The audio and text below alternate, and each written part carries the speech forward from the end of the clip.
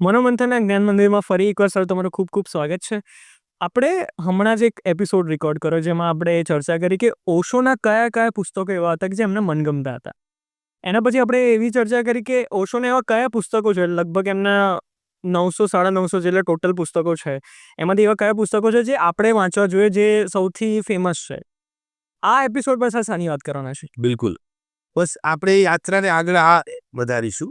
ગત એપિસોડમાં આપણે ઓશોને જે મનગમતા પુસ્તકો છે એની થોડીક વાત મૂકી અને પછી આપણે ઓશોના વિવિધ પ્રવચનોના માધ્યમે જે પુસ્તકો તૈયાર થયા એની એક યાદી આપણે એટ અ ગ્લાન્સ, બધી યાદી તો આપણે નથી આપી શકીએ, પણ થોડી યાદી આપણે આપી. હવે એ યાદી તો ઘણી લાંબી છે. આપણે વાત કરી કે બધા પુસ્તકોનો જો આપણે સારાંશ આપીએ તો માનું છું કે ઘણો ટાઈમ લાગે, વર્ષો વીતી જાય. પણ એ વાતને આપણે અત્યારે સાઈડમાં મૂકીને મારી પાસે જે ઉપલબ્ધ છે અથવા તો મેં વાંચ્યા છે, બે વસ્તુ છે. અને મારી પાસે જે ઉપલબ્ધ એટલા છે કે જે મેં વાંચ્યા છે, એટલે એ પુસ્તકો આજે હું માત્ર ને માત્ર આપણા દર્શક મિત્રોને એના બતાવવા પૂરતા હું લઈ આવ્યો છું આપણી સ્ટુડિયોમાં. એ તો એવા પુસ્તકોની થોડીક વાત આજે આપણે હું માનું કે મૂકીએ. અને એમાં સૌથી પ્રિય જે સૌને છે એવા કૃષ્ણને આપણે પહેલાં યાદ કરી. શરૂઆત આપણે માનું છું કે કૃષ્ણથી વાત કરી. એમને ભગવાન કૃષ્ણને માટે એક તો આખું ગીતા દર્શન એમને આપ્યું છે. હમણાં આપણે વાત કરી 18 અધ્યાયની વાત કરી છે અને આ મોટા એમ માનો ને કે એક વોલ્યુમ 600-700 પાનાનો છે. એવા એમને 8 વોલ્યુમ આપ્યા છે. એક આમાં આખી વાત ગીતાની કરી. અને બીજું એક પુસ્તક એમને એક્સક્લુઝિવલી ભગવાન કૃષ્ણ ઉપર કર્યું છે. એટલે કોઈકે એમને સવાલ પૂછ્યો હતો અને હું તમને આની થોડી યાદ અપાવું. એમને એટલા માટે કૃષ્ણને યાદ કર્યા કે મને સાચું કહું ને તો થોડીક ભગવાન કૃષ્ણ પ્રત્યે પ્રીતિ એટલા માટે છે કે આને કારણે મને થોડી ટ્રેક બદલવાની ઈચ્છા પણ જાગી. મેં તમને કદાચ યાદ અપાવ્યું હતું. મુંબઈની અંદર એક જગ્યાએ વાત કરતા ને ભગવાન કૃષ્ણ, આમાં કોઈ એક જન્માષ્ટમીનું પર્વ હશે ને કોઈ વ્યાખ્યાનમાળા હતી અને સરસ મજાની ભગવાન કૃષ્ણ વિશે વાત કરતા હતા અને લોકો એમની સામે ઊભા થઈ તેને ચાલવા માંડ્યા. અને પાછું એવું નહીં કે એમને અપમાન જેવું લાગ્યું કે હું એક સરસ મજાની વાત કરું છું અને આજે કોઈને પણ અપમાન લાગે. તમે આજે કોઈ વાત કરતા હો તમારી સામે જ કોઈ માણસ મોઢું આમ નીચું કે નીકળી જાય તમને કેવું ઇન્સલ્ટિંગ ફીલ થાય. તો એવું આમને થયું અને એમને એવું વિચાર આવ્યો કે હું તો દિવાલ સામે વાત કરું છું, ભગવાન કૃષ્ણની વાત કરું છું, જે જેને આપણે ભગવાન તરીકે પૂજીએ છીએ અને લોકોને એની વાત સાંભળવાનો રસ નથી. તો હું શું કરું છું? હું દિવાલ સામે મૂંગામાં પશુઓની વાત કરું છું, પશુઓ સામે એમ કરીને એમને હવે કે તમે નહીં, હું તમારી સામે તમે મને જુઓ પહેલાં નીકળી જાઉં છું.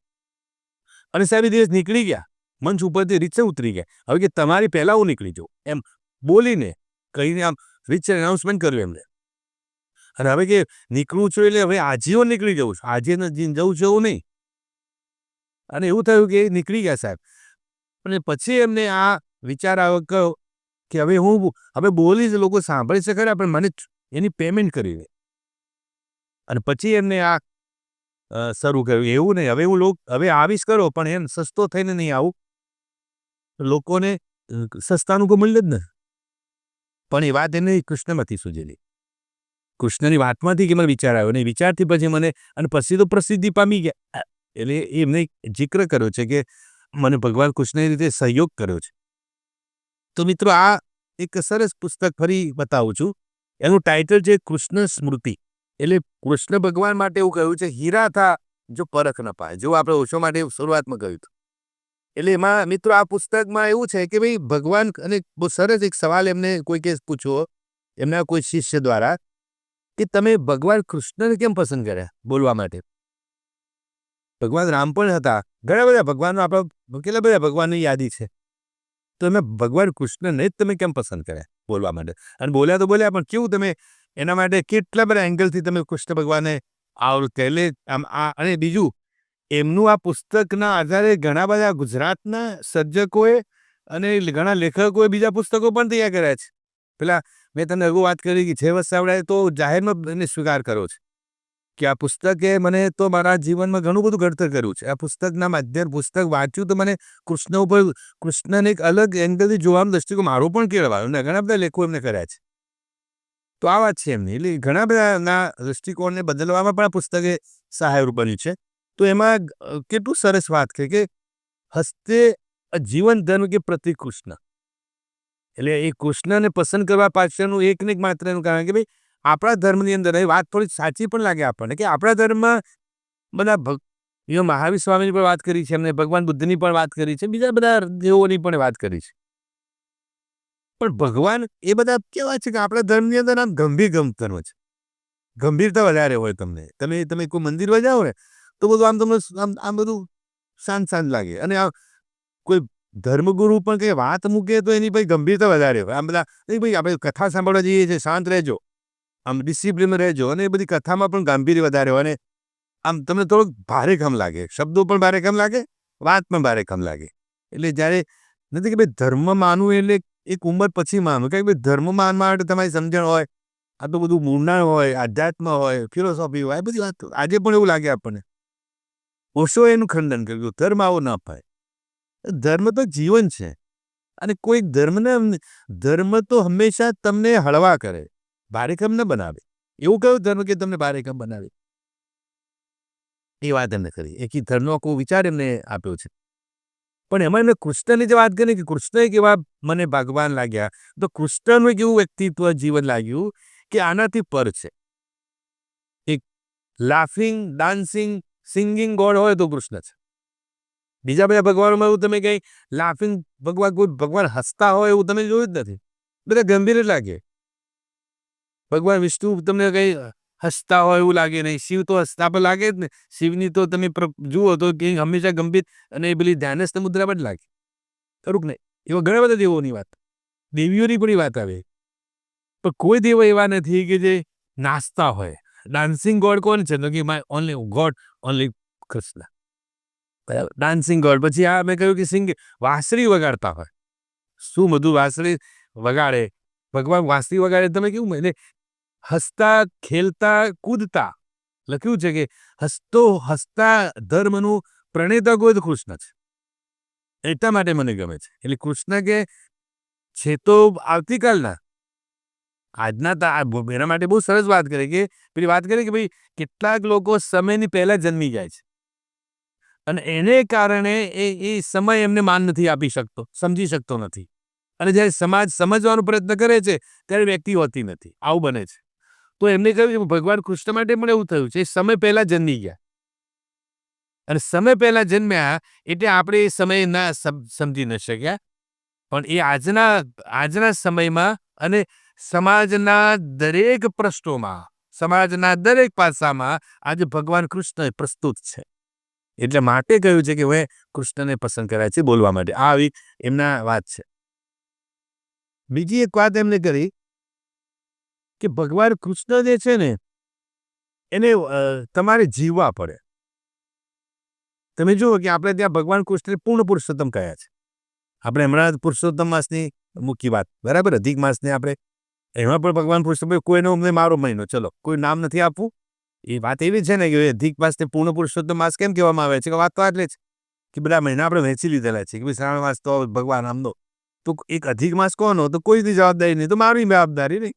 ચલો હું એને બરાબર જે વાત ગોપીઓ લાગુ પડે છે. એટલે કે તમે જે ભગવાન કૃષ્ણ એક એવી વ્યક્તિ છે કે જે ને સમજવા માટે તમારે જીવવું પડે. રામ મર્યાદા પુરુષોત્તમ છે, બરાબર, રામનું ચરિત્ર છે, જ્યારે આ લીલિયા પુરુષોત્તમ કહેવાય છે. અને એવું નથી, ભગવાન કૃષ્ણના તમે દરેક અવતારો જુઓ, બીજું દરેક પડાવો જુઓ.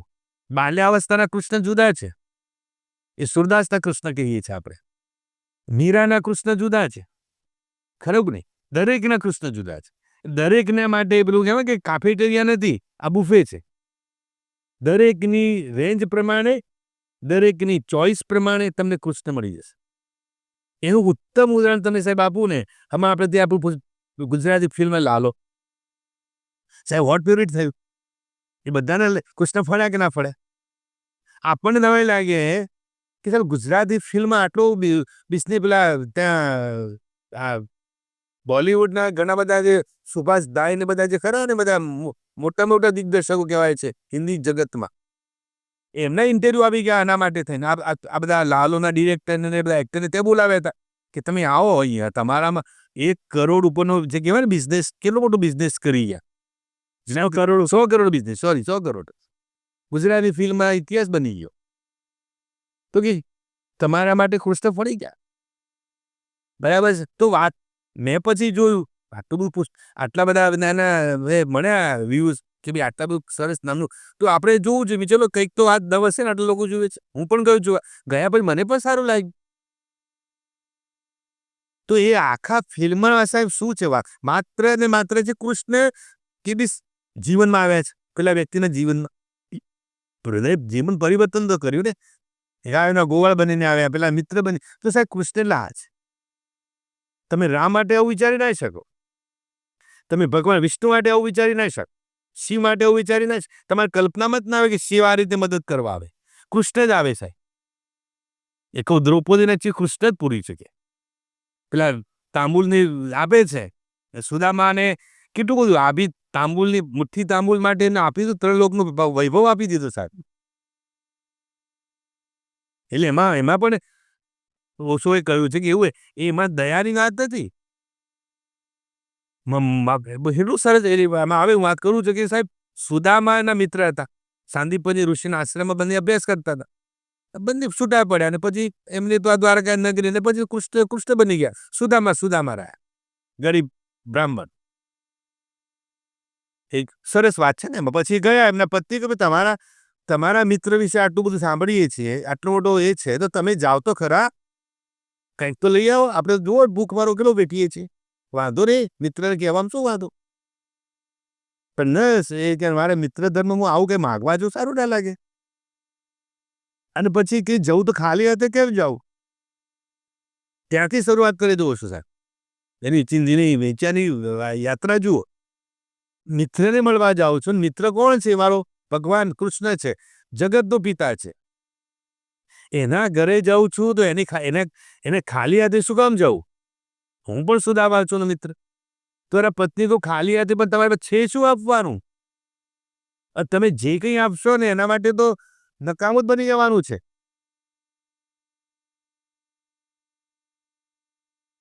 એટલે છતાં પછી ના કે ના, વાત લાંબી છે પણ આપણે ટૂંકમાં કહીએ, પણ તાંબુલ આપ્યા કે મને મુઠ્ઠી જે કંઈ હોય આપણા ઘરમાંથી આપો, તાંદળા કહીએ આપણે ગુજરાતીમાં.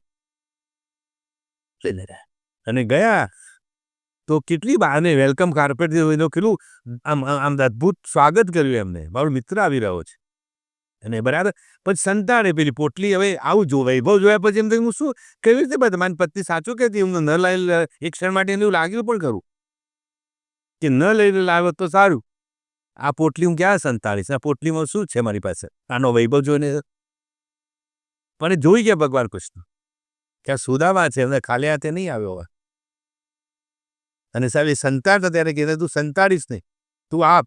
અને સાહેબ એને એ તાંબુલ લીધા કેવા ભાવથી લીધા એ તમે જુઓ. કેટલી બધી એકદમ વિનમ્રતાથી, આમ થોડું કંઈક વૈભવ લઈને આવ્યા હોય મિત્ર, એટલી રિસ્પેક્ટ સાથે લીધા કે મારો મિત્ર છે, યાર લાવ્યો છે તો એનું માન કેટલું છે. એટલે એમાં ઓછો એક કોમેન્ટ આપી છે કે આમાં તમે શું સુદામાને આટલું પછી કે નહીં કે સુદામાને તાંબુલમાંથી આપ્યા તાંબુલ, અને કેટલું બધું એમને 3 લોકનું રાજ આપી દીધું, અને બધી ઘણી બધી વાત તેમાં છે. આવ્યા ત્યારે તો બધો વૈભવ જોયો. પત્ની જો કે તમે તો ત્યાં છો, એ જુઓ તો ખરા, તમારા ભાઈબંધને કેટલી આપ્યું તો આપ્યું, કેટલું કે અઢળક જરૂરી સાંભળ્યો, એમાંથી વાત કરી. અમને તો ખબર જ નહોતી સુદામાને કે આ મારે ત્યાં આવું થઈ ગયું છે. માગી પણ નહીં શક્યા. છેવટે નીકળ્યા ને કે માગવું, કયા તો માગવા, પણ મિત્ર છે યાર, કેવી રીતે માગી શકે?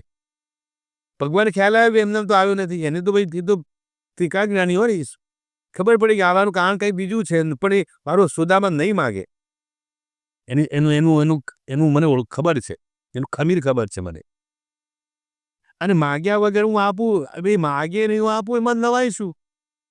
એને નથી કહેવું, એ નહીં કહે, પણ હું સમજી ગયો એની ભાવના, પણ આપી દીધું. આ બધી વાત બે મિત્રોની વાત છે ને, તને સાંભળે ને મને ન સાંભળે, આવું છે ને સરસ ગીત છે. પણ આના પર ઓશોની એક પેલી ત્રાસી નજર શું છે? આપણે હંમેશા ઓશો તમે જુઓ કે સીધું ઓશો કહે, ઓશો ના કહેવાય. એને જરાક જુદી દ્રષ્ટિ, અને તમને વિચારતા તો કરી દે વાત તો મહાત્મા દમ તો છે યાર. આપણે તો સુદામાને ને કૃષ્ણને આવું સમજીએ હકીકતમાં આ એંગલથી જોવું જોઈએ. તો કે ગરીબ સુદામા છે જ નહીં. તેની વાત તો ગરીબ સુદામાની વાત જ ખોટી. એ ગરીબ કેવી રીતે હોઈ શકે? એના જેવો કોઈ અમીર નથી કે જે ભગવાનને આપવા ગયો. એકચ્યુઅલી એ લેવા નતો તો એ આપવા ગયો હતો. અરે તો લેવા જ ગયો તો આ માગીને ના આવત, એને કશું જ નથી માગ્યું. તમે આખી નેરેશન વાંચો, ક્યાંય સુદામાએ કોઈ જગ્યાએ એની પોતાની આપવીથી કહી જ નથી હું ગરીબ છું. એ લેકે ગયા હતા. એની પત્ની ના પાડી थी कि हमारे पास कुछ है ही नहीं, कुछ क्या लेके जाओगे. फिर भी लेके ગયા. તાંબુલ इसके पास, એટલે કેવું છે ભગવાનની પાસનો વૈભવ એ તાંબુલ આગળ નાનો ઓછો થઈ. સુદામા જૈસા અમીર કોઈ નહીં. બહુ મસ્ત વાત કહે. અને જ્યારે કોઈ વ્યક્તિ જાય છે તો આપવામાં લઈને કશું જ લઈને નથી આવ્યો. એના ઘરે ગયો છે, તાંબુલ આપ્યા છે. એટલે વાત કઈ છે કે એના પાસે કશું જ નહોતું. સુદામા પાસે કશું જ નહોતું છતાં લઈને ગયો છે. મતલબ उसके पास ज्यादा अमीरी है. હવે સવાલ એ છે કે ભગવાન કૃષ્ણ આપે તો શું આપે, એની પાસે અમીરી સિવાય કઈ નથી. કેટલી વાતમાં દમ છે યાર.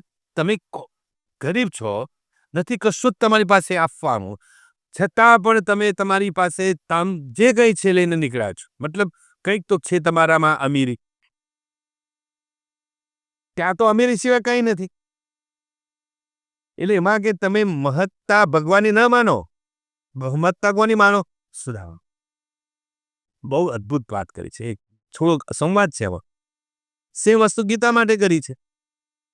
કૃષ્ણને યાદ કરાય છે પણ જુદી એંગલથી કરાય છે કે તમે એવું માનો છો કે આ ભગવાન કૃષ્ણ ગીતામાં કૃષ્ણની કોઈ વાત નથી.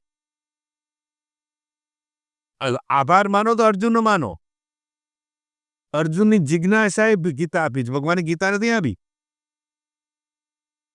દુનિયાનો સૌથી પહેલામાં પહેલો કાઉન્સિલર હવે તો કૃષ્ણ ભગવાન. પણ કાઉન્સિલર ક્યારે મળ્યો? જ્યારે કૃષ્ણ પેલો અર્જુન જેવો એમનો શિષ્ય મળ્યો. એટલે ગીતા જે છે ને એ ભગવાન કૃષ્ણની કૃપા નથી, અર્જુનની માગણી છે. એટલે તમારે ગીતા માટે જેને કોઈ પછી ચાલ્યું, બરાબર ચાલ્યું, પછી સંવાદ થયો અને કન્વિન્સિંગ કર્યું છે. ઉપદેશ નથી આપ્યો, માનું જેવું નહીં, આવું થવું જોઈએ, આવું થવું જોઈએ, કાઉન્સિલ કર્યું છે. તું આવું કહીશ આવું થશે, કરીશ જ એવું નથી કહ્યું, એ કાઉન્સેલિંગ કર્યું છે. એટલા માટે ફર્સ્ટ વિશ્વનો પહેલો કે કાઉન્સિલર કોઈ હોય તો કૃષ્ણ છે. અને પ્રશ્ન જિજ્ઞાસા શું છે? કોઈ વ્યક્તિની જિજ્ઞાસા શું કરી શકે તો ગીતા આપી શકે. આમાં ઘણી બધી વાત આવી. ગીતા એટલે કેટલો મોટો ગ્રંથ છે સાહેબ. એટલે કૃષ્ણ કરતા અર્જુન ઉપર શ્રેય કર્યો છે. સેમ વસ્તુ એમને પેલી એમાં પણ કરી છે, પેલા પાંડુભાઈ. એ પ્રશ્ન એટલે કહેવાનો મતલબ એ શિક્ષામાં ક્રાંતિમાં મને એ વાત કરવાનું મન થશે કે જ્યારે કોઈ વ્યક્તિ જિજ્ઞાસાથી વાત મૂકે છે સાહેબ, એટલે એની ઉપલબ્ધિ વિશાળ હોય છે. મેં વાત કે તમારી જિજ્ઞાસાને ક્યારેય કુંઠિત ન કરશો. જાણવાની આ જગત છે ને એ જાણવાની વૃત્તિઓમાંથી જ સર્જાયું છે.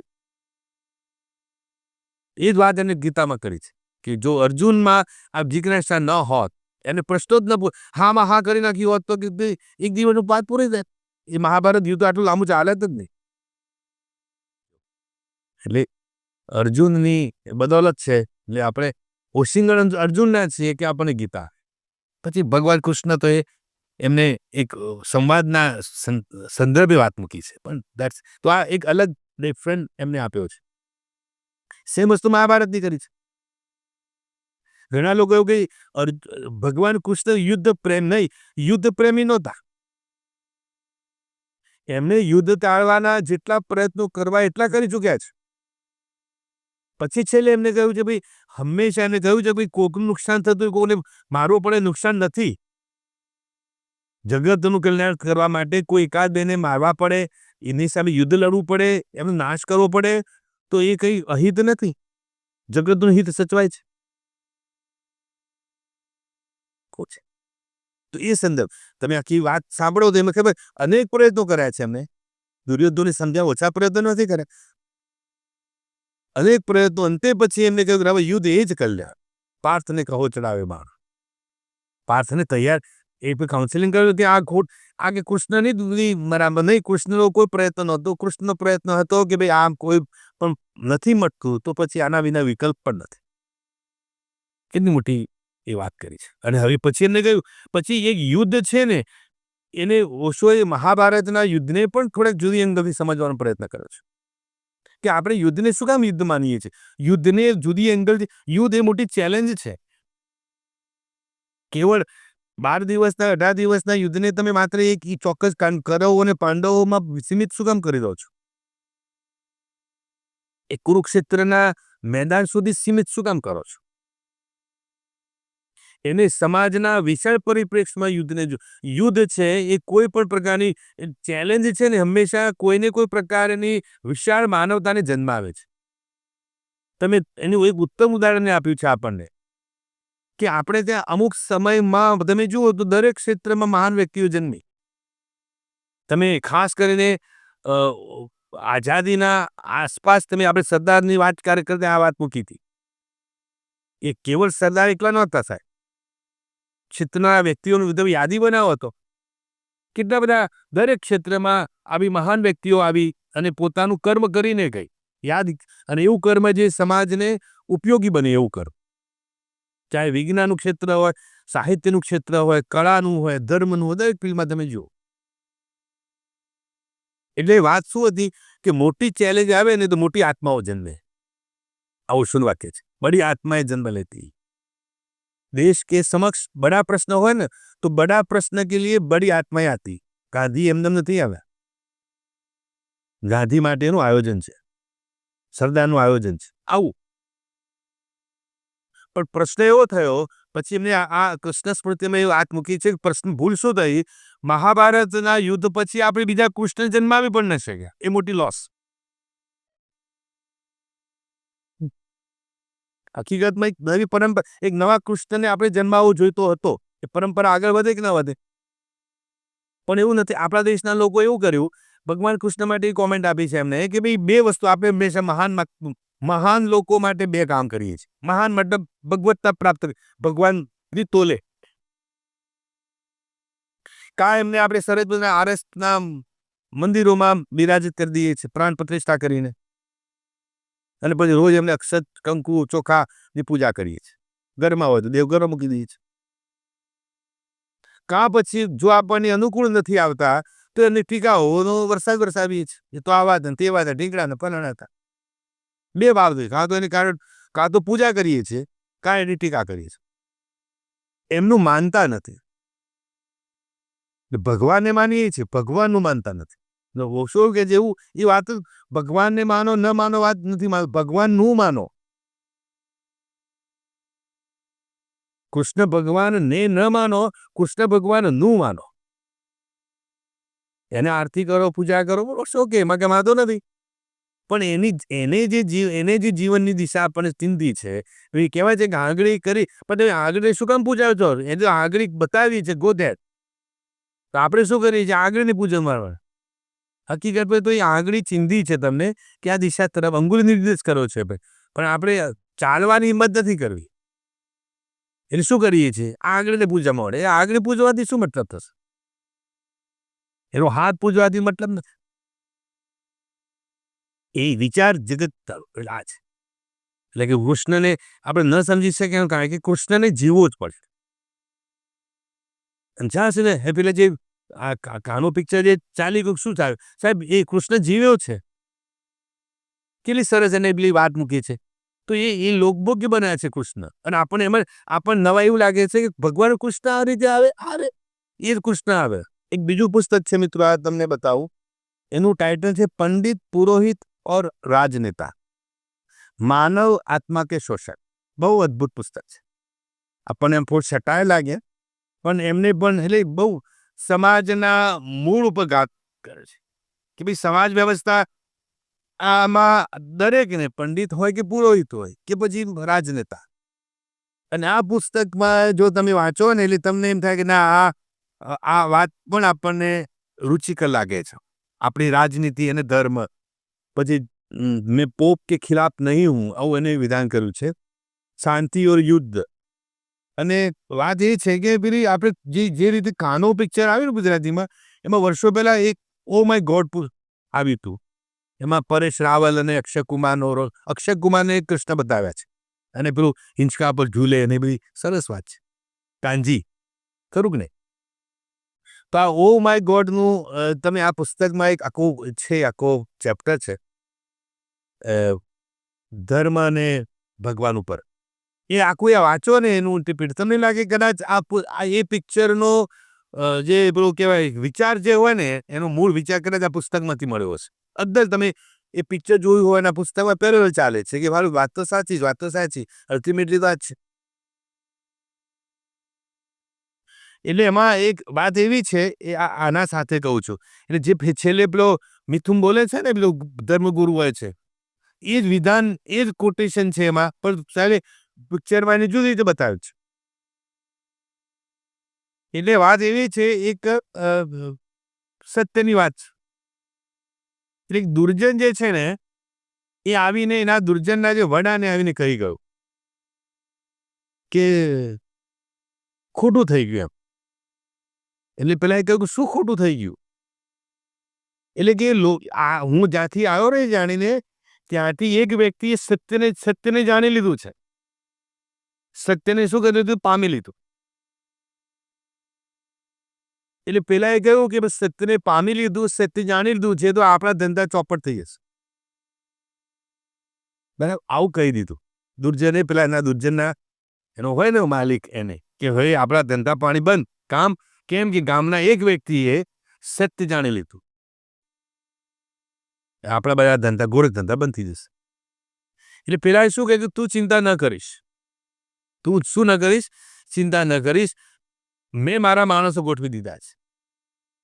પેલા ના એને કહે. એટલે પેલા કે તમે કયા માણસ? હું તો ત્યાંથી આવું છું. કે ભલે આવતો તું ત્યાંથી આવ્યો ને મને ખબર છે ગામથી આવ્યો, પણ એક ગામમાં મારા માણસો ઓલરેડી મુકાઈ ગયા છે. તું ચિંતા ન કરીશ. એ પેલાની જિજ્ઞાસા ઓર જાગી કે તમે એવા કયા માણસો મૂક્યા છે મને કહો તો ખરા. બસ એ ગામના પંડિત પુરોહિતોને મેં કહી દીધું છે, એ વાત પૂરી થઈ ગઈ. તો કે એથી શું ફેર પડશે? તો એથી એ ફેર પડશે કે એ પંડિત પુરોહિતો એ સત્યને એવું મચડી નાખશે ને એ સત્યનો સ્વાદ જ દળી જશે. એની એવી નથી કે ભગવાન તારી વાત ગમે તો તારે વાળવાની ગમતી નથી. મીડિયેટર છે એને કહીને આપણે વચેટિયાઓ. ટાગોરની વાત છે કે તું મને પસંદ છે પણ તારા વાળા મને એટલે તારા વાળા એટલે તારી વાતને પછી એવી મારી મચેડી છે, મારી મચેડીને એવી કરી નાખે છે ઇસ્ટમ પિસ્ટમ એ તારું મૂળ વાત જ નીકળી જાય છે. હરિકથા અનંતા. હરિ એક છે પણ હરિકથાઓ તો અનેક છે. મારે કઈ માનવી? ગીતાના ઘાટ કેટલા બધા છે. એની એ વાત છે. એટલે કેટલી હવે આ જ વાત તમે आज बात में तुमने जो करी नहीं कि तुम चिंता मत करो, मैंने अपने आदमियों को रख दिए. आओ पेलो कहे और ये लोग सत्य की इतनी मतलब वो बात करेंगे कि सत्य का मूल अर्थ निकल जाएगा. बराबर. बिचौलिया समझवा बिचौलियों को रख दिया है. बचे दियाओ साहब आज बात તમે જુઓ એક ઓ માય ગોડ નું પિક્ચર જ્યારે અંત આવે છે ત્યારે પેલા એ મિથુન ચક્રવર્તી જે છે શું કહે છે कि आज तुम मुझे जेल में भेजोगे, मुझे मार डालोगे और मेरे जैसे आएंगे. વાત બિલકુલ આપણે ત્યાં કેટલા બધા આ પાખંડીઓને તમે જેલ ભેગા કરો છો તો શું એ બધા પછી નવા પાખંડી તો ઓન ધ ક્વોન્ટી નવા પાખંડીઓ વધારે ઊભા થાય છે. કેટલા બધા આપણી ભારતમાં તમે જુઓ છેલ્લા 1-2 વર્ષનો ઇતિહાસ સાહેબ લો કેટલા બધા આવા પાખંડો પકડાય છે અને છતાં લોકો એ આવા પાખંડીઓ પાસે જાય પણ છે. એટલે એ વાત બહુ સરસ કહે છે કે આ મુझे मार डालोगे लोगों की चाहना को नहीं मार सकते. આ વાત તો આ વાત પંડિત પુરોહિત રાજનેતાના પુસ્તકમાં આ ઓશોને એ વાત કરી છે. એટલે ભગવાન કૃષ્ણને એક જુદી અને હસતા કૂદતા ખેલતા મને વાત ગમી ગઈ છે કે ધર્મ એવો હોવો જોઈએ જે હસતો હોય, જે વસ્તુ કૃષ્ણમાં છે. બહુ ઘણી બધી ગહન વાત એમને કરી છે એમાં કૃષ્ણને આ પુસ્તકને પણ તમારે વાંચવું જોઈએ. બીજું એક મારું મનગમતું અને આમ પણ એ પુસ્તક આ મિત્રોને પણ ભલામણ કરું છું. એક પુસ્તક છે આ સમુદ્ર સમાયા બુંદ મેં. બહુ અદ્ભુત પુસ્તક છે. શીર્ષક જ આપણને પ્રેરિત કરે છે. નોર્મલ આપણને એમ કહે કે ભાઈ બુંદ મેં સમુદ્ર, સમુદ્ર સમાયા બુંદ મેં. એટલે એ પુસ્તકનો આસ્વાદ આપ્યો છે એમને. એમાં એમને 3ની વાત, સત્યમ, શિવમ અને સુંદર. एक बात पहली बात है, एक छोटी सी कहानी से मेरी बात शुरू करता हूँ. એ ઓશોનું તકિયા કલામ છે. પ્રિય મેરે આત્મન, કોઈ પણ વાતનો પ્રારંભ કરે ને ત્યારે નાનકડી વાતથી શરૂ કરે અને વાતનો દોર એવો લઈ જાય તમને પછી એમ ના યસ. એટલે વાત એવી હતી કે એક શિવ મંદિરે ગયા. હવે શિવ મંદિરે, શિવના મંદિરમાં તમે ત્રિશૂળ હોય છે. કોઈ પણ મંદિરમાં જાઓ તો ત્રિશૂળ હોય. તો શિવ મંદિરમાં પેલા મહારાજને પૂછ્યું કે આ તો બધું બરાબર છે પણ આ ત્રિશૂળ જ કેમ? અને ત્રિશૂળ 3 ભાગો જ કેમ છે? 4 નહીં, 5 નહીં, 1 નહીં, 2 નહીં, 3 જ. એટલે તો એની જેવી સમજણ જવાબ આપ્યો પણ જવાબ આપ્યો પણ પૂર્ણ ના. એવું કંઈ એમને ગમ્યું નહીં. જો પેલા બાલ્યાવસ્થામાં વાત નથી કરી કે ભાઈ આપ નથી ખબર તો ના પાડો. ખોટા જવાબો આપીને બાળકના જિજ્ઞાસાને કુંઠિત ન કરશો. બાળપણ મારી ન નાખશો. એટલે કે નહીં, આપ મેં કુછ ગલત હૈ. ये बात આપણા ધર્મમાં કંઈ પણ છે ને સાહેબ અર્થસભર છે. એનો ઊંડો અર્થ છે. આપણને નથી ખબર એ દુઃખદ છે. આપણે આગળના એક સરસ એપિસોડ છે ના કરો, ભારતીય સંસ્કૃતિમાં કેટલા બધા એના અર્થ છે. ટેમ્પલની વાત કરી, ચાંદલાની વાત કરી, બધું. તો પેલા મંદિરના મહારાજ કેટલી સમજણો, એ તો કે બધું હોય એમ કે વાતને ટાળી નાખી. પછી કે આને તો કહેવું જ પડે. મંદિરના મહારાજને તો કહેવું પડે. એટલા માટે શું આપણે સપ્તપદીના ફેરા ફરતા મહારાજને ખબર ના હોય, પ્રશ્ન પૂછે કે ભાઈ સપ્તપદીના ફેરા શું કામ ફરવાના? તો મહારાજને તો ખબર હોવી જોઈએ, બીજાને ખબર ના હોય. એટલે એમને થયું કે ના આને તો કહેવું પડે. એટલા માટે મારા જેવા જિજ્ઞાસુઓને જિજ્ઞાસા સંતોષે અને એની શ્રદ્ધા અકબંધ રહે કે ના મંદિરના પૂજારી બધી ખબર છે. એટલે કે આપકો સુનના હે મેરી બાત. એટલે મહારાજને પણ થોડી જાગૃતિ થઈ ના ચલો તું સુનાના તો સુન લો. બીજું ત્યાં શરૂઆત થઈ કે 3 કા મતલબ સુનતે હો क्या. પછી એને વાત એવું કરી કે આ જગત છે ને 3 ન્યુટ્રોન, ઇલેક્ટ્રોન, પ્રોટોનથી બનેલું છે. ત્યાંથી વાત સાહેબ એટલી બધી તર્કબદ્ધ વાત કરી કે ભગવાન શિવ કે કોઈ પણ મંદિરમાં ત્રિશૂળ છે ને એ આ 3 ને જગત, આ વિશ્વ જે છે ને એ 3 અણુઓથી બન્યું છે. આપણે બધા જાણીએ છીએ. એ 3 અણુઓ ના હોય જગત ના હોય. એટલે ન્યુટ્રોન, પ્રોટોન, ઇલેક્ટ્રોન. અને ભગવાન આપણે ગોડ કહીએ છીએ અંગ્રેજીમાં શબ્દ GOD, તો પણ એ છે કે G મતલબ generator, O means operator, D મતલબ ડિસ્ટ્રોયર. એટલે બ્રહ્મા, વિષ્ણુ ને મહેશ. આ જગત જે છે ને સ્વરૂપો જુદા છે પણ તમે 3માં જ બધું સમાયું. બ્રહ્મા એ જગતના નિયંતા છે. કે ભાઈ હુ વર્લ્ડ તક generate the world, create the world. તો Brahma create the world. Who operate the world, is to operate the world. And who destroyed the world? સંહારના દેવ કોણ છે? તો કોઈ શિવ. એને આપણે સ્મશાનના દેવ નથી કહેતા કે ભાઈ જો ત્રીજું નેત્ર ખોલ્યું તો વાત પૂરી. એમ એટલા માટે એમને કૈલાસ બેસાડી રાખ્યા છે કે જો નીચે આવશે ને તો પૃથ્વીની તાકાત નથી કે જીરવી શકે ને બંધ બેસે છે વાત. પછી એમને સત્યમ, શિવમ, સુંદરની સાહેબ બહુ અદ્ભુત વાત કરી છે. એના ઇન્ટરપ્રિટેશન અદ્ભુત છે એમના. જીવનનો સત્યમનો શું મતલબ છે, શિવમનો શું અને સુંદરમનો શું મતલબ છે. બહુ અદ્ભુત વાત. એમાં શ્રી અરવિંદને મૂક્યા, ગાંધીને મૂક્યા, ટાગોરને મૂક્યા. અદ્ભુત વાત.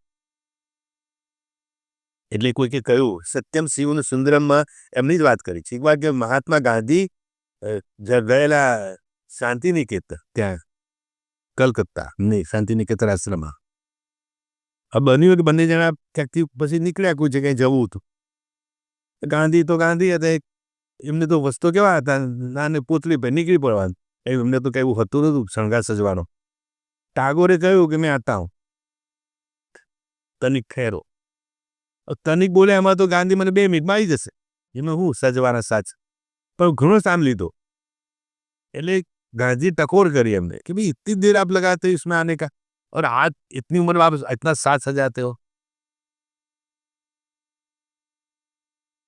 એટલે એમને એવું કહ્યું आप सत्य का पुजारी हो ना, मैं सुंदर का पुजारी. કેટલી અદ્ભુત વાત છે કે તમે જેમ સત્ય ઈશ્વર છે ને તમારા માટે, મારી સુંદરતા ઈશ્વર છે. એટલે હું એટલા માટે તો મારા માટે નહીં, હું આપણે બંને ક્યાંક જતા હોઈએ અને કોઈકને હું ન ગમું નથી, હિંસા માનું છું. તમે અહિંસામાં માનો છો કે હા મેં અહિંસા કા પૂજારી, મેં બી અહિંસા કા પૂજારી. પણ તમારી અહિંસા, મારી અહિંસાને હું આ રીતે માનું છું કે લોકોને હું એમ માનું, લોકોને આગળ મારે સુંદર લાગવું જોઈએ.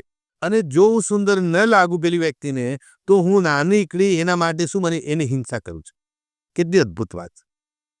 આ વાત ઓશોએ કરી છે. ये था टैगोर और ये थे गांधी. दोनों की बनते तो बात ये कि अहिंसा ही, दोनों अहिंसा के पूजा समसामयिक. एक की अहिंसा और थी, दूसरी की अहिंसा और थी, दोनों अहिंसक. એટલે સુંદરતા પણ સુંદરતાનો કેટલો આયામ આપ્યો સાહેબ અમને, કે હું કોઈકના માટે થયું, મારા માટે નહીં, મારે તો શું. એટલે એમને પેલા સફેદ વાળ આજે પણ ટાગોરે જોવા, ગાંધીને પણ ગમે. ગાંધીની પોતળીમાં ગાંધીની ખાબરી આપણને જોવા ગમે. ગાંધી એ ઉંમરે પણ ગમે. આજે ગાંધીનો ફોટો આપણને ગમે સાહેબ, બે ઘડી જોવાનું મન થાય છે એને, ભલે એની પોતળી હોય કે લાકડી હોય કે ડાયન ચશ્મા બધું. એમ ટાગોર પણ ગમે. ટાગોરનો પણ તમે આમનો કેસ જુઓ, આમ તમને કવિવર ટાગોર બોલાવ તો એ સુંદરતા, અને સુંદરતાને પણ કેટલી એને બધી મહત્વ આ છે મારા જીવનમાં. એટલે એ વાત એમને કરી છે કે ગાંધી સત્યમ તો સુંદર માતે હે ટાગોર, અને રમણ મહર્ષિ શ્રી અરવિંદ, મહાત્મા ગાંધી અને રવિન્દ્રનાથ ટાગોર, સત્યમ શિવમ સુંદર. બહુ અદ્ભુત વાત છે. એટલે એમને જીવનના પર્સ્પેક્ટિવ ગયા છે. શ્રી અરવિંદથી શરૂઆત કરો અને ગાંધી પૂરું કરો. ગાંધીથી શરૂ કરશો તો નહીં સમજાવે સમાજ. ગાંધી તો સાદગીનો પૂજારી હતા. પણ શ્રી અરવિંદથી ટાગોરથી વાત લાવો અને પછી ગાંધીને સમજશો ને તો ગાંધી પૂર્ણ સમજશે. બહુ ગાંધીને સમજવાનો વે પણ સાહેબ આપ્યો કે શ્રી અરવિંદ ટાગોરને આધારે ગાંધીને સમજો. ગાંધીથી ટાગોરને, ગાંધીથી શ્રી અરવિંદ નહીં. શ્રી અરવિંદ વિશે સર શું કીધું છે? એમને તો એ શ્રી અરવિંદને સાવિત્રી નામનું સરસ એમને મોટું કહેવાય કે કાવ્ય આપે. તો શ્રી અરવિંદ અને આપણે સમસામયિક છે. શ્રી અરવિંદની એક આધ્યાત્મિક પ્રકૃતિ, આપણે એ થોડુંક બંકિમ ચટ્ટોપાધ્યાયની વાત આવી ને જેમાં મૂક્યા હતા થોડાક. વડોદરા. હા, વડોદરાનું કરેક્શન, મહારાજ સાહેબ. પણ એમની આખી જે વાત છે ને, અરવિંદો આશ્રમને એમને ઊભો કર્યો, શ્રી માતાજીની આખી વાત છે. તો મહાત્મા ગાંધી અને શ્રી અરવિંદ અને ટાગોરને ત્રણેયની અલગ અલગ એંગલથી સમજણ આપી છે એમને આ જ પુસ્તકમાં. મેં કહ્યું ને આ આવે છે. તો એમણે શ્રી અરવિંદ માટે એક સરસ વાત કરી, બંને માટે, રમણ મહર્ષિ માટે પણ કરી હતી, કે શ્રી અરવિંદને એક એવી એક અનુભૂતિ એમને થઈ હશે એના જીવનમાં કંઈક, એના માટે શ્રી અરવિંદને પણ તમારે સમજવા પડે. હું અરવિંદને સમજાવું એ હું ન કહી શકું. શ્રી અરવિંદને તમારે સમજવા છે તો શ્રી અરવિંદની અનુભૂતિથી સમજવા. એમાં જે સાવિત્રી કાવ્ય છે ને એમનું, એ તમે જો સમજો તો અદ્ભુત છે. જેટલું ગીતાંજલિ મૂલ્ય આપ્યું છે ને એટલું એમને સાવિત્રીના, એટલું મૂલ્ય એમને સત્યના પ્રયોગો આપ્યું છે. મહાત્મા ગાંધીના સત્ય પ્રયોગો જે એમની આત્મકથા છે. શ્રી અરવિંદનું આ મહાકાવ્ય છે સાવિત્રી, અને સાહેબ ગીતાંજલિ, ત્રણેયને એક જ તોલે મૂક્યા છે. એટલે એ તો એમને તો એ વાત કરી છે કે ભારતને સમજવાની ચાવી પણ છે. તમે ભારતનું આધ્યાત્મિક જગત શું છે, ભારતનો વૈભવ શું છે, સાંસ્કૃતિક કે વિચાર વૈભવને જાણવો છે, તો તમારે શ્રી અરવિંદ, રમણ મહર્ષિ, આ ટાગોર અને મહાત્મા ગાંધી, આ ચારને તમારે ઘણા બધી, પણ આ ચારને તો સમજવા. ટાગોરની વિશે પણ અદ્ભુત વાત કરી છે. એટલે આપણે કંઈ ટીકા નહીં, અને કે એની આગળ એવું કંઈ નથી. આ બધાઓની સમક્ષ તો હું તો કંઈ નથી. એટલું જીવન એમને જીવ્યા છે, એટલું અદ્ભુત. રામકૃષ્ણ પરમહંસ વિશે પણ એટલી વાત કરી છે. એટલે એ વાત એમને આમાં કોટ કરી છે, સત્યમ શિવમ સુંદરમ. પછી તો એમને ત્રણની વાત બહુ લાંબી કરી છે કે આપણે ત્યાં દેવીઓની પણ વાત છે, મહાકાળી, મહાલક્ષ્મી, મહાસરસ્વતી, ત્રણ મહત્વની નદીઓની, ગંગા, જમના અને સરસ્વતી. એમ ત્રણ ઋતુઓની વાત કરી છે, ત્રણ જલાવરણ, મુદાર વાતાવરણ, એમ ઘણા ત્રણ આખી પરંપરા આપી. છેલ્લે એમને કહ્યું છે કે ત્રણ જગ્યાએ મળે 9 થાય, અને 9 જે આપણે 9થી આગળ પૂર્ણાંક છે આંકડો. 9નો આંકડો જે છે કે પૂર્ણાંક છે. પછી જે કાંઈ જોડ થાય છે 1 ને 10, 11, 12 છે તો પેલાના ભારી પર, પણ 9 પછી બીજો કોઈ આક્રમ નથી આવતું. પછી અને એનાથી આગળ એવું કહે છે કે 9ને તમે કોઈને વડે ભાગો ને તો મૂલાંક 3 જ આવે છે. એને સરવાળો કરો કે 9 દુ 18, તો 18નો સરવાળો કરો તો 8 ને 9 તરીએ 27, 7 ને 2 એમને એમ કે છેક 9 9 81 જાઓ, 8 ને એમ की बात બહુ તાર્કિક રીતે સમજાય એટલે ભાઈ એટલે એ પેલા મંદિરના પૂજારીને એમ સમજાવ્યું કે હવે अब कोई आए हैं और बोले कि त्रिशूल का मतलब क्या है, तो आप क्या कहेंगे? अद्भुत मानेगी कि नहीं, ये तो बात मैंने कभी की, बस तो वो तो है राज, इसीलिए भगवान कृष्ण जगत के नियंता बने. ये त्रिशूल में पूरा राज समाया, आदि जगत का राज, केवल भारत का नहीं, जगत का राज. એમ કરીને ત્રિશૂળ ઉપર સાહેબ આખું પ્રવચન આપી દીધું. એમની નેપ થતી વાતમાં, એટલે એ વાત એમાં એમને વાત મૂકી છે. પછી એમને બીજી વાત કરી છે ભારતનું ભાગ્ય, ભારતનું સદભાગ્ય અને ભારતનું દુર્ભાગ્ય. એમને એ વાત, અને એ તો આપણને બરવું છે કે આપણે હંમેશા શું કામ કોઈની સામે, આજે જ અમેરિકા, એક સમય અમેરિકા આપણને નચાવતું હતું, આપણે અત્યારે કહ્યું કે અમેરિકાની સામે નાના દેશો પણ ઝૂકતા નથી. આજે ઈરાન અને અમેરિકાની આપણે મડાગાંઠ સામે યુક્રેન, રશિયા, તો એમાં ભારત આપણે અમે શું કામ ભીખ માંગતા રહેવાનું? આપણી પાસે શું નથી? આપણે ત્યાં હંમેશા બધા આવ્યા નથી, આપણે બોલાવ્યા છે માટે આવ્યા છે. કેટલી વિદેશી પ્રજાઓ શાસન કરીને જતી રહી. આપણે એક અંગ્રેજો એટલા થોડા આવ્યા છે, પોર્ટુગીઝો આવે, રૂણ આવે, નાલે બધા કોણ નથી આવ્યા દેશમાં, આપણા દેશમાં, અને આવીને પાછા સત્તા કરી ગયા. મતલબ ક્યાંક તમારામાં ઉણપ છે. તમે એવી શું કામ એવી ગુલામી ભોગવો છો? તો એ તમારામાં આત્મશ્રદ્ધા ઊભી કેમ ન કરી શકે? આપણામાં બળ કેવું ઊભું ન કરી શકે કે બીજી પ્રજા આપણા પર જુલમ કરી છે અને પછી આપણા ઉપર લાજ કરી છે? જુલમ તો કરે, રાજ પણ કરે. મુગલો આવ્યા, હુણો આવ્યા, કોણ નથી આવ્યું? એવું ન ચાલે. એ પણ એમને વાત કરે. એના માટે તમારે શું કરવું પડે? તમારે પોતે સજાગ થવું પડે. દેશમાં લોકોને જાગૃત થવું પડે. દેશના લોકોએ તાકાત બતાવી. કોઈ રાજનેતા તો શું કરે છે? બીજું મને રાજનેતાઓ માટે એમને કોમેન્ટ આપી કે રાજનેતા એ છે કે લોકોને એવો સરળ સવાલ આપે કે જેનાથી લોકો જાગૃત થાય, ચેલેન્જ આપે, બડી ચેલેન્જ. આજે એ વાત બરાબર, જેટલા દેશો યુદ્ધમાં સીધું ઝંપલાયું છે ને, એ દેશો આગળ વધ્યા છે. યુદ્ધ એટલે પોઝિટિવ લેવું જોઈએ. આજે તમે સાહેબ ઈરાનમાં જુઓ, ઇઝરાયલ જુઓ. ઇઝરાયલ આજે આગળ આવ્યું છે એનું કારણ આ તો છે, એની પાછળ ઇતિહાસ તમે વાંચો તો આ છે. ઇઝરાયલની સામે સાહેબ ચારેય બાજુ દુશ્મનો છે. કે બી તાકાત છે એની પાસે, છે તો ગુજરાત જેવું છે નાનું, અને આખા વિશ્વને હંફાવે છે કે નહીં? કેમ? કારણ કે ચારે દિશામાં દુશ્મનો ઘેરાયેલો છે. એટલે હંમેશા એ એલર્ટ મોડમાં જ રહ્યું છે, અને એલર્ટ મોડમાં રહ્યું એટલે એનો વિકાસ થયો. સેમ જાપાનમાં આજે પ્રથમ વિશ્વયુદ્ધ અને બીજા વિશ્વયુદ્ધનો અંતર સાહેબ જુઓ તો નષ્ટ પામી ગયું. તો આજે તાકાત બનીને ઉભું રહ્યું છે. એટલે વિશ્વની આમ તે નજર તળે જુઓ તો ચાઇનામાં પણ સ્થિતિ આવી છે, લોહિયા ક્રાંતિઓ થયેલી છે. રશિયામાં લોહિયા ક્રાંતિઓ થયેલી છે. જ્યાં જ્યાં યુદ્ધ થયા છે, ક્રાંતિ, લોહિયા ક્રાંતિ થઈ છે, ત્યાં તમે એની સામેના પછીના પરિણામો જુઓ તો પ્રજાએ શું કર્યું છે? એટલે ફિનિક્સ પક્ષીની જેમ રાખમાંથી ઊભો થઈને સમાજમાં એક નવો જયકાર બોલાવ્યો છે. આવું આપણે કેમ ન કરી છે? એટલે એને કંઈક આપણને પૂર્ણ ક્રાંતિઓ ન થઈ. આંદોલનો પુષ્કળ થયા. ભારતમાં આંદોલનો ઓછા નથી, આજે પણ થાય છે. આંદોલન અને ક્રાંતિમાં અંતર, આંદોલન છે ને એમ તમે સમજો ને, ઉપમા આપીએ તો ઝાડની એક ડાળીને બદલવાની વાત છે, કાપવાની વાત છે. મુવમેન્ટને તમે એટલું કહી શકો. ક્રાંતિ છે આખું ઝાડ ખરીડા કરવા છે. સમૂળભૂત પરિવર્તન, મૂળભૂત પરિવર્તન, આખી વ્યવસ્થા બદલી નાખો. આંદોલન ડાળીને કાપી નાખો એ વાત થઈ. નથી ગમતી ડાળી, ઇટ્સ ઓકે. ડાળીને કાપી નાખવાથી વૃક્ષ તો બાજુ એ તો ડાળી પડી જ, અમે સમયે નવી ડાળી ઊભી કરશે, ફરી ડાળી ઊભી થઈ જશે. તમારે જો નડતરૂપ જે છે તો વૃક્ષ તો સમૂળ વૃક્ષને હટાવી દો, તો એને રિવોલ્યુશન કોને કહે? ક્રાંતિ. આ દેશમાં બી ક્રાંતિ ન કરી શકે કે જે આખી સમાજ વ્યવસ્થાને ધરમૂળથી બદલી નાખે. અત્યારે જૈનજીનું શું છે સાહેબ? આ જૈનજીનું આજે ચાલી રહ્યું છે. આપણે ત્યાં પેલી કોકરોચ પાર્ટી શરૂ થઈ છે ભારત, તો એ એકચ્યુઅલી એક અંદરનો જુવાળ તો છે, વિરોધ છે, રિવેન્જ છે. નેપાળમાં એ તો સમૂળભૂત પરિવર્તન. હવે તમે બહુ ચલાવ્યું હવે ને, તો આ વાત એમને આ પુસ્તકમાં ઘણા ટાઈમ પહેલા કરેલી છે કે સમાજમાં એક એવો જુવાળ ઊભો થાય કે જે આખી વ્યવસ્થાને શું કરે, ધરમૂળથી બદલી નાખે. માટે તો એ રાજકીય નેતાઓને નહોતા ગમતા. એનું કારણ શું હતું? એ જ હતું કે ભાઈ તમે શું કામ લોકોને શોષણ કરો છો.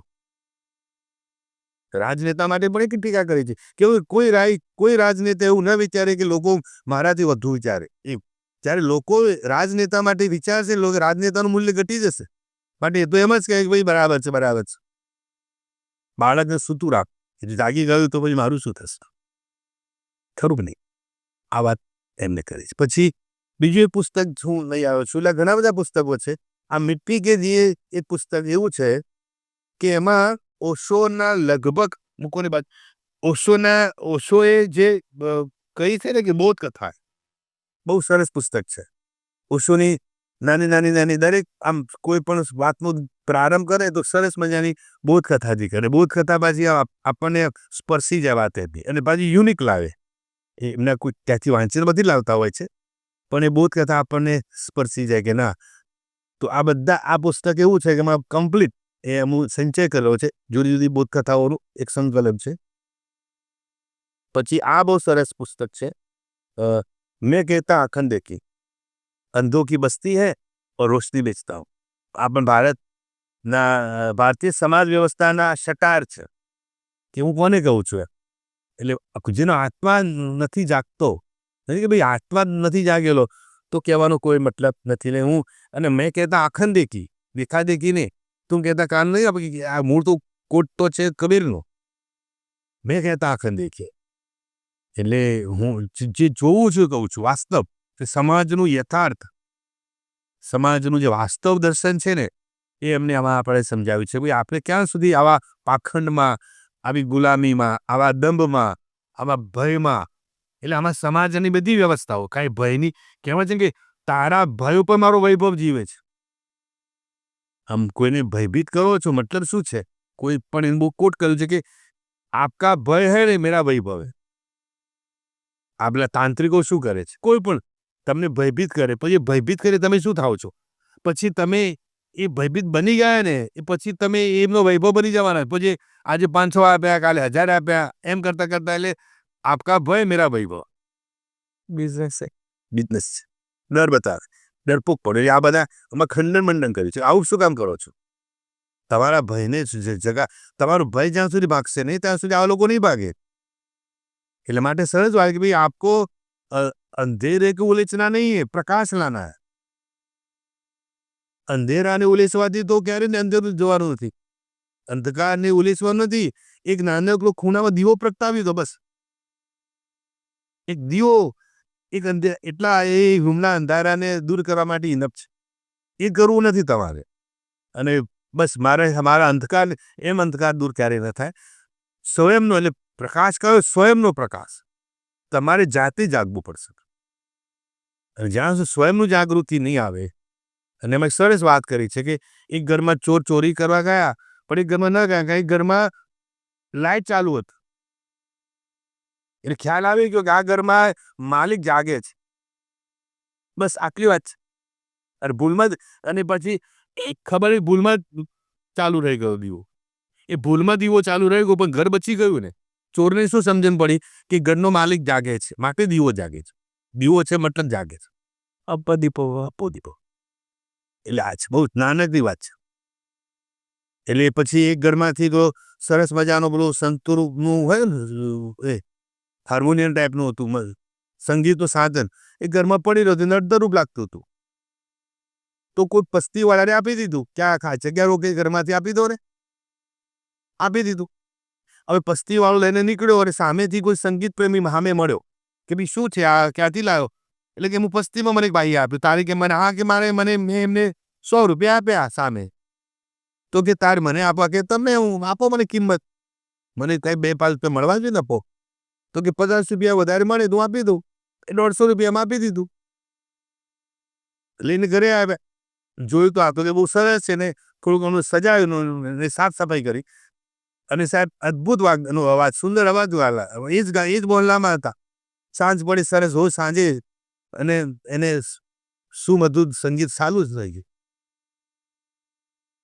સુમધુર સંગીત પેલા ભાઈને સંભળાવો, જે ઘરમાં ત્યાંથી આ બસ્તીમાં આપી દીધું હતું.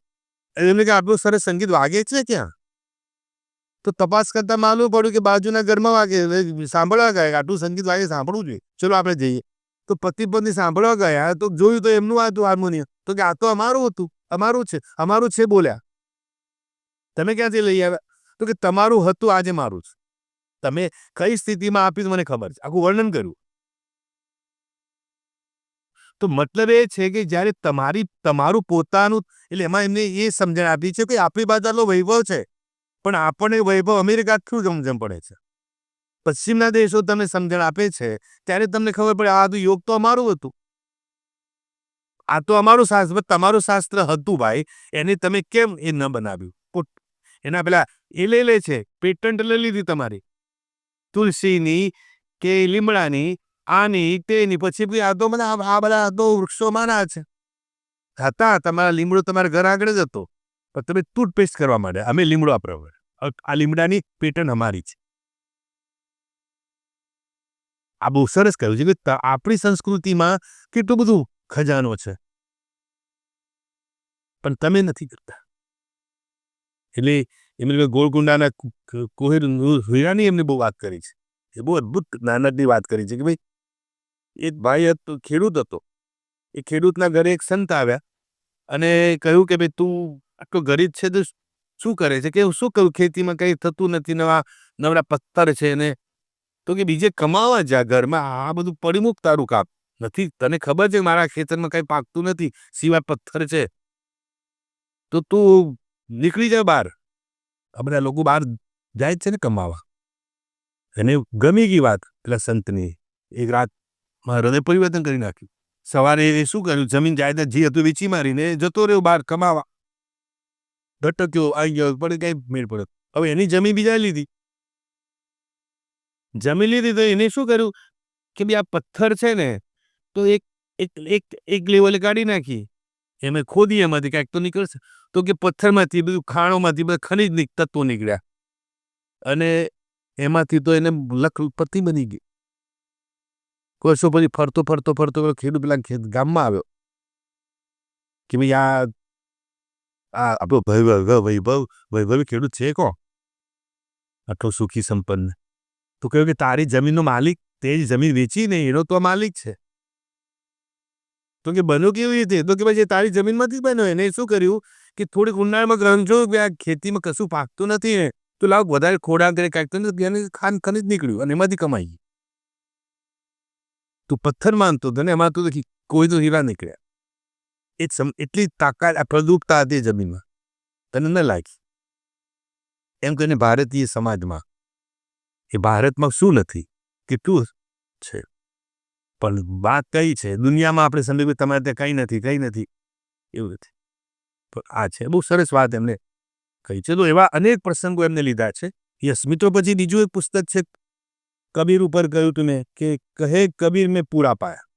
આ કબીર ઉપર બહુ અદભુત, કબીર ઉપર મેં આપણે વાત કરી, 3-4 પુસ્તકો છે કબીર ઉપર. તો બહુ પ્રસંગ, કબીર અને કૃષ્ણ ઉપર તો બહુ આમ એવું કહેવાય છે કે ઓશોને પ્રસન્નતાથી સાંભળવા હોય ને તો કબીર અને કૃષ્ણ ઉપર સાંભળો. મીરા પર મેં એટલું વાત કરી છે, પણ કબીર એમના પ્રિય રહ્યા છે. એ કબીર પ્રિય રહેવાનું કારણ કે એના જોનરના છે, કૃષ્ણ પણ એમની જોનરના રહ્યા છે. તમે જુઓ, બંને એમની લાઇકિંગમાં રહ્યા છે, કેમ કે બંનેનું જીવન કંઈક એની સાથે જોડાય છે. એટલે આ કબીર ઉપર તો અદભુત વાત એમને કરી છે.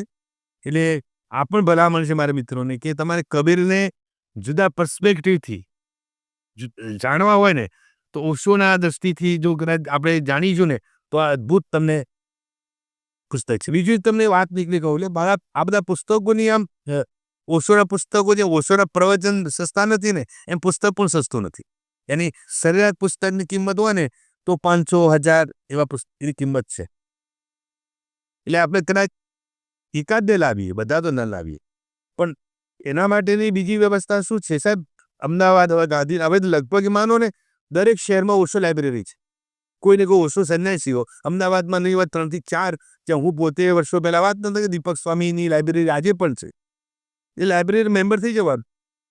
એ લાઇબ્રેરી મેમ્બરમાં જે મહિનાના 100-150 રૂપિયા કાંઈ હોય છે. એ પુસ્તકો તમે 1-2 પુસ્તક આપણને આપે. એથી વિશે ઓશોના પેલા જે આવે છે ટાઈમ્સ ઓશો, પહેલાં જે ઓશો વર્લ્ડ આવતું હતું, ઓશો ટાઈમ્સ આવતું હતું મેગેઝિન, એ મેગેઝિનનું પણ લવા જાય તમે એટલું અદ્ભુત લવા જાય મેગેઝિન આવે છે. તો એમાં પણ દરેક મેગેઝિનમાં દરેક અંકમાં ઓશોના કોઈને કોઈ પુસ્તકનો આસ્વાદ આવે છે. એટલે એ પણ તમે આપણે મિત્રોને કહેવાય કે તમારે પુસ્તક ન લાવવા હોય તો પણ તમે આ રીતે ઓશો છે, ઓશો વર્લ્ડ પણ છે મેગેઝિનનું, તમે કોઈની લાઇબ્રેરી, હવે તો ઓનલાઈન પણ તમે લવાજમ ભરી શકો છો. અને હવે તો ડિજિટલ ફોર્મમાં પણ આવે છે. માની લો ફિઝિકલ ફોર્મમાં ન વાંચવું હોય તો ડિજિટલ ફોર્મમાં પણ એ મેગેઝિન આવે છે, તમે વાંચી શકો. એકથી અલગ એક મિત્રને પૂછ્યું કે આ બધું તમે અમને પણ સોર્સ તો બતાવો ક્યાંથી છે. તો તમે ગૂગલમાં ઓશો ડિસ્કોર્સિસ ટાઈપ કરશો ને હિન્દી, એનું અંગ્રેજી પણ. તો મેં આ જે મિત્રો આ તમે જેટલા પુસ્તકો કહ્યા ને દરેક પુસ્તક નું ઓડિયો ફોર્મ છે. મારે નથી વસાવું કંઈ વાંધો નથી, ડિજિટલ ફોર્મમાં મેં ઘણા પુસ્તકોને વસાયા નથી પણ સાંભળ્યા છે. અને હવે તો સગવડ એવી છે કે એ તમે ખોલો છો ને તો લખેલું પણ આવે છે, તમે વાંચતા પણ જાઓ, સાંભળતા પણ જાઓ. ઓશોની સ્પીચ. હું તો આ મિત્રોને ખાસ જે યુવા મિત્રો છે એમને કહું છું કે તમે પુસ્તક વસાવતા નહીં, પણ ઓશો ડિસ્કોર્સિસ ટાઈપ કરો તમે તમારા ગૂગલમાં જઈને, તો ઓશોના ABCD થી Z સુધીના ટાઇટલ આવે છે. આપ જે કંઈ એ ઉપર જેટલા ટાઇટલ બધા, અને પછી એક ક્લિક કરો એમાં પાછા દરેકમાં ચેપ્ટર આવે કે આ મૃત્યુમાં અમૃત એમ ઉપર જશો તો બધા એમ ઉપરની સિરીઝ આપશે. મહાવીર વાણી બહુ અદ્ભુત છે, એ લોકો સરસ છે. તો તમે બસ સાંભળો, રોજનું એક પ્રવચન સાંભળશો તો તમારી ગાર્ડન થઈ જશે. એટલે આ એક સરસ પુસ્તક છે કબીર ઉપર. કબીર ઉપર બીજું પુસ્તક છે કહે કબીર દીવાના. જો આ પણ એટલું એક છોડો બીજું. એટલે આમ તમે થાય કે આ લો કે આ લો. અને મેં તમને અગાઉ નહોતું કે એનું પુસ્તકમાં આમ તમે જુઓ એનું આમ શાઇનિંગ ફિનિશિંગ તમને ગમે. એક પુસ્તક ઘરમાં વસાવ મૂક્યું હોય તમારા નાનકડા લાઇબ્રેરીમાં પણ તમને આમ ઘરેણા ટાઈપનું લાગે, આમ ઘરેણું બાંધ્યું હોય એવું. આ પુસ્તક પણ એટલું અદ્ભુત છે કબીર ઉપર. અને છેલ્લે પુસ્તકની વાત કરીને આપણે હું માનું છું વાત આજે પૂરી કરીએ. અને સૌને આ પુસ્તક પણ ઉત્સવ હમાર જાતિ આનંદ હમાર ગોત્ર. આ બહુ સરસ વાત છે કે આપણો સ્વભાવ જ સાહેબ ઉત્સવ પ્રિય છે. આ માણસનો ધર્મ અને બધી બહુ ઘણી બધી પ્રશ્નોત્તરી ઉપર છે કે ભાઈ તમે શું કામ આમ કહો, ઉત્સવનું મૂલ્ય શું છે. તો મેં ઉત્સવ એટલે એમને કહ્યું છે કે અમને કે મનુષ્ય ઉત્સવ પ્રેમી છે, મનોરંજન પ્રેમી નથી. અને હવે આપણે શું કર્યું છે, ઉત્સવને બદલે મનોરંજન પ્રેમી બની ગયું. મનોરંજનનો અર્થ બહુ સરસ ઉત્સવ અને મનોરંજનનું અંતરને સમજાવ્યું છે. કોઈ શિષ્ય પૂછ્યું કે દોનો મેં અંતર ક્યાં? તો ઉત્સવ એટલે છે કે એમાં હું પોતે ઇન્વોલ્વ છું. મારા ઘરે ઉત્સવ છે, જેમ કે કૃષ્ણ જન્મ ઉત્સવ, તો મેં ખુદ કૃષ્ણ બન ગયા, મેં ખુદ રામ બન ગયા. ઉત્સવમાં હું પોતે ઇન્વોલ્વ છું. અને જ્યારે હું પોતે ઇન્વોલ્વ થઈ જાઉં છું ને મારી જાતને એમાં ભેળવી દઉં છું, એટલે હું એ થઈ જાઉં છું ટાઈમલેસ, થોટલેસ. તમે નવરાત્રિમાં કેવા મસ્ત બની જાઓ છો, થાક લાગતો નથી. ઉત્સવ છે. મનોરંજન એટલે શું, કોઈક કરે છે, કોઈક નાચે છે, તમે મુક્ત પ્રેક્ષક બનીને જુઓ છો. એ તમારે પોતાનું રમણ નથી. કોઈક નાચતું હોય છે, કોઈક ગાતું હોય છે, અને તમે એક પ્રેક્ષક બનીને ઓડિયન્સ બેઠા છો. મનોરંજનમાં તમે નિષ્ક્રિય છો, ઉત્સવમાં તમે સક્રિય છો. આ તો અંત છે. એ બહુ આખું પુસ્તકમાં કે આપણું મનુષ્યનો સ્વભાવ જ છે ઉત્સવ. खुद में रहा है, निजी जीवन છે ને કે अपने आप को टटोल. અને છેલ્લી વાત, અને 1966માં એક પુસ્તકની મારી પાસે પરત છે, હું લાવ્યો નથી. મેં તમને પણ કહ્યું કે 1966માં જે પુસ્તક વિશે બહુ પ્રચલન થયું ને ઓશોની બદનામી સિવાય કંઈ નહીં, સંભોગ કે સમાધિ તક. સાહેબ એ પુસ્તક તમે પણ વાંચજો. એ પુસ્તક વાંચ્યા પછી તમને એવું લાગે એમાં તો ટાઇટલ સાથે કંઈ લેવા દેવા જ નથી. એકચ્યુઅલી એમને આખી એક ઉર્જા, એટલે સેક્સને એક ઉર્જા તરીકે જોવાનું પ્રયત્ન, સંપૂર્ણ ઉર્જા. એટલે એમને કહ્યું છે કે આ જે વાત જે છે એને કામથી રામ સુધી લઈ જવાની વાત છે. એમને બહુ સરસ કોડ છે. મારા આ પુસ્તક છપાયું નહીં પહેલાં મારા એ સમયે 400 પુસ્તક હતા બજારમાં, અલગ અલગ વિષયો ઉપર. બરાબર છે. તો એની કોઈ ટીકા ના કરી, 399 પુસ્તકની કોઈ ટીકા ન કરી અને આ પુસ્તકની ટીકા કરી. મતલબ લોકોને ટીકા કરવામાં આનંદ આવતો. અને મેં પણ વાંચ્યું, એ પુસ્તકને 2 વાર વાંચ્યું. આ પુસ્તકમાં મને પણ કુતૂહલતા હતી, લાવો ને આ પુસ્તકનું ટાઇટલ આવું છે ને શું હશે, મસાલા ભરપૂર. હકીકતમાં ક્યાંય એવું નથી, માત્ર ને માત્ર સાયન્સ છે. યૌન સાયન્સ, કામ ઉર્જા જે છે આપણી, એ કામ ઉર્જાને તો કહેવાય છે કે અંદર काम ऊर्जा ऊपर अंदर नीचे जाती है तो आप बनते हो. वो सहज बात છે. काम ऊर्जा उठती है तो राम बनते हो. અને કે આપણા જૂના જે કંઈ તમે મંદિરો જુઓ છે, કોણાર્કનું મંદિરો જાઓ કે અહીંયા આપણે આ ખજુરાનો મંદિરો છે, બધામાં તમે જુઓ કે મંદિરની એ પ્રદક્ષિણા ફરો છો તો તમને સિવાય કામ, બધા જે ચિત્રો હોય કે જે શિલ્પ છે, હકીકત તો કે આ દેશમાં આ તો 2 વર્ષોથી છે, એ સમજણ જ કોઈ આપી નથી. મેં ગુનો કર્યો, સમજણ આપી તો કામ છે રામ. કામમાંથી મુક્તિ મળશે તો રામ તું દીશ. બહુ અદ્ભુત સાયન્સ છે એમાં. એટલે માત્ર ને માત્ર ઉર્જા શક્તિને કેવી રીતે, જો વીજળી છે, જો વીજળીને કડાકાઓ થશે તો પૃથ્વી પડશે તો ખાડો પડશે, પણ એ જ વીજળીને ઘરના બલ્બમાં લાવો તો, એ જ વીજળીને તમે ટ્યુબલાઇટમાં લાવો તો કેટલું અદ્ભુત કામ કરે. બસ આ ઉર્જાને તમારે કન્વર્ટ બીજાઓ પરિવર્તિત કરવાની છે. આ છે પુસ્તકનું સારાંશ. અદ્ભુત છે. ક્યાંય કોઈ જગ્યાએ સેક્સની જે કંઈ જે કહેવાય ભાઈ, આ યૌનની કોઈ વાત જ નથી એમાં. એ તો ખાલી ટાઇટલ પૂરતું જ છે, બાકી ક્યાંય કોઈ જગ્યાએ નથી. એટલું અદ્ભુત પુસ્તક છે અને આખી સાયન્ટિફિક વેમાં એ આખી વાત આપણને સમજાય છે. એ પુસ્તક પણ હું તો વ્યક્તિગત કહું છું વાંચવું જોઈએ, તો એના ખ્યાલ તમને એનો કોઈ પેલું પૂર્વગ્રહ ક્યારે દૂર થાય કોઈ પણ વસ્તુનો, કે ભાઈ આ પુસ્તકમાં આવું તો શું, જાઓ વાંચી તો ખરા, વાંચશો જ તમને ખ્યાલ આવશે ના હકીકતમાં દાસ. બરાબર છે ને. એ બધા જ પુસ્તકો, એટલે એવું નથી એક પણ પુસ્તક એવું નથી કે આ ન વાંચવું જોઈએ. એ મારું કયું વાંચવું કઈ રહેવા દઉં. અને એક વાર તમે ઓશોના પુસ્તકો વાંચશો ને સાહેબ, તો આ વિચાર્યા તમે જોડાશો ને, તમને પણ એના આનંદ નિજાન મસ્તીમાં એની અનુભૂતિ થશે. એક નિજાન, એક અલગ મજાની મસ્તી, આનંદ. અને બીજું થોટ પ્રોવોકિંગ પ્રોસેસમાં પણ તમે આવો છો. તમારું વિચાર જગત તો ખુલે અને તમારા મન મસ્તિષ્કમાં વિચારોનું એક અલગ દુનિયા ઊભી થશે. દુનિયાને જોવાની, સમજવાની આખી દ્રષ્ટિ બદલાઈ જશે, જે આ પુસ્તકોમાં તાકાત છે. એટલે મને પોતાનો આ વ્યક્તિગત નિજી અનુભવ કહું છું, બીજા મિત્રો ઘણા બધા મિત્રોના અનુભવ છે. એટલે વિચાર જગતની યાત્રાના સાક્ષી બનીએ ને તો માનું છું ઓશોની આ નિકટ જવાનો એક ને એક માત્ર ઉપાય છે. For sure, sir. I think this is the end of 2 of these episodes. અને નેક્સ્ટ એપિસોડમાં મતલબ સિરીઝને જ્યારે આપણે કન્ટિન્યુ કર્યું છે, એટલે એમાં ઓશોની જે બાકીની ઓડિયો ફાઇલ છે અને આ એમને જે સ્પીચીસ આપી અને એમાં જે વાતો કરી છે, ચર્ચા વિચારણા કરી છે, એના વિશે વાત કરીશું. ખૂબ ખૂબ આભાર છે આવા બદલ અને ખૂબ જ મજા આવી. મને પણ આનંદ થયો. અને હવે હું માનું છું કે આપણે એક પેલો આ ઓશો વાણીનો એક પેલો એપિસોડ આપણે જે હવે પછીનું જે એપિસોડ, એટલે ઓશોના જે કંઈ પુસ્તકો છે, આ બધા વાણી છે એમની, તમે જે કહ્યું હતું, તો ઓશોના અદ્ભુત કોટ છે સાહેબ. એ કોટ વાંચો ને એટલે તમે બહુ અદ્ભુત છે.